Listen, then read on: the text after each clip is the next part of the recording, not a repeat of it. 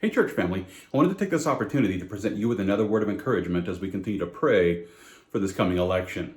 Well, here we go again. It's less than a week before Election Day, and once again, we're watching as both riots and infections are both increasing. And as the death toll rises there in Philadelphia due to violent rioters, the COVID-19 mortality rate is continuing to decrease across the entire country, and that's great news.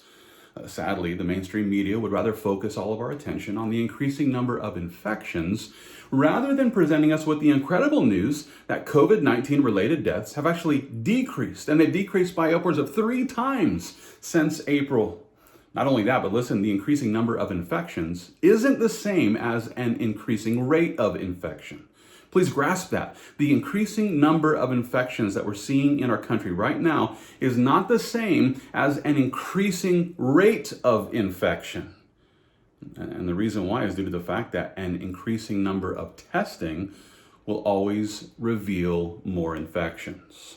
With that being the case, listen, if you really want to gain proper perspective on the current spread of the novel coronavirus here in America, well, then we must consider the number of infections in light of the total amount of Americans being tested. You might not know this, but since April, we've actually increased the amount of testing here in our country by 6.5 times. That's a whole lot of testing. According to the research of Dr. Eric Berg, when we factor in the increasing amount of these tests, we can rejoice in knowing that the positivity rate is actually 3 times less than it was back in March. Sadly, the mainstream media isn't presenting us with the complete context of the COVID-19 numbers. No, instead, they're simply focusing on the increasing number of positive cases, which, if you just look at those numbers alone, it does look kind of scary. Therefore, I'm thankful for experts like Dr. Eric Berg who are helping us to see that the positivity rate and the mortality rate here in America have actually decreased since April by 3 times. And not 3%, but by 3 times. And that's huge. To sum it up with simplicity, listen, we don't need to panic about this so-called second wave. We don't need to live in fear because of the media's constant focus on the increasing number of infections. The fact of the matter is that the infection rate and the mortality rate are both decreasing, and that's great news. So then why is it that so many in the mainstream media exclude this important information from their reporting? Why is it that they continue to foment fear about a virus that is not only, decreasing in its strength, but on average, you have a 99.6% rate of recovery? Is it possible that they foment this fear because they are using it for political purposes? I'll remind you, we were originally told that we needed to lock down for 15 days in order to keep the hospitals from being overwhelmed.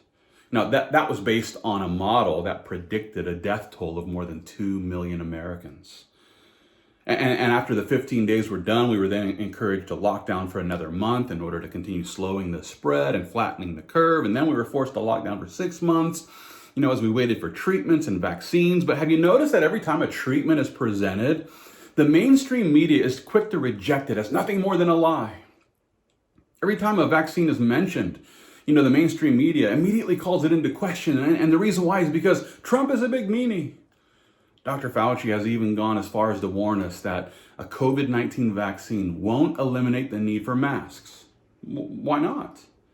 He also encouraged the need for a continuation of social distancing even after a vaccine is released. Now, based on that, it seems like, he's saying that, we have to continue with all of these measures even after a vaccine comes out. And as we look at states like California and New York, we find many leaders continuing to enforce draconian laws, which include red zone shutdowns of churches and synagogues, as well as overreaching regulations regarding holiday celebrations. If you're there in California, you have a governor who is basically wanting to tell you how many people you can have over to your house for Thanksgiving and how many hours they can actually be there. As I consider the way that 15 days to slow the spread slowly turned into never-ending lockdowns by executive order, I can't help but to remember the recent warnings of a social media influencer who passionately proclaimed, "Pay attention! We're losing our democracy! Wake up!" And then she doubled down by declaring once again, "Wake up!" She was just screaming. And yet, I kind of agree with her.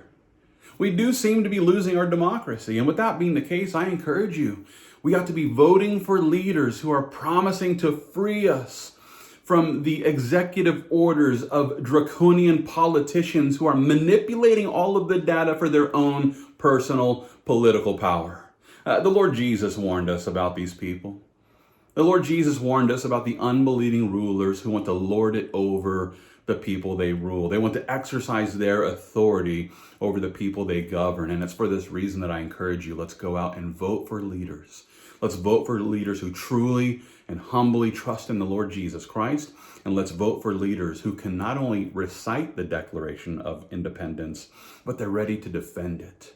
Let's vote for leaders who will defend our unalienable rights, which include life, liberty, and the pursuit of happiness. And with this as the goal, let's continue fighting the good fight of faith, all for the glory of God.